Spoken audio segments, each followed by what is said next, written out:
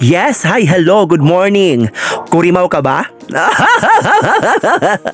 So mao to guys no, mao na gyud niyang adlaw sa birthday ni Edmin no. So nagandam na ilang gisit up na ang lechon para sa birthday. So mao niya ako ang mga cousins no, ang mga baby boys. Nangaon na sila guys. Wala ko nag-video sa tad guys kay na. So very dami tao man. So mao to, ayan na sila. Nagkaon na. Tapos kini akong isa kay gagaw.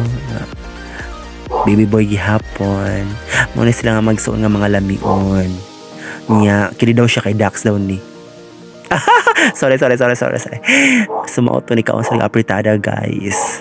Og lechon aha. Sumaot to nagpagwapagwapa ra ko ako nagkaon kay nagdiet daw siguro ko ani nga time. Nagdiet pa ni nga lawas.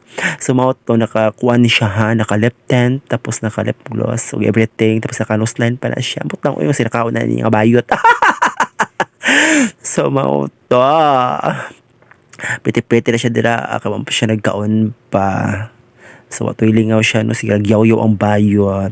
So mao to guys. Karon makita ni mo kung unsa siya masayong TikTok, o di ba? Nag-voice over na tani guys kay ang mga sounds basi makapirate puhon kaluyan ta sa ato nita. So mao to na i-up ni Dool. Ala, kimbot po siya guys. So dinhi na taman guys no. Bye-bye.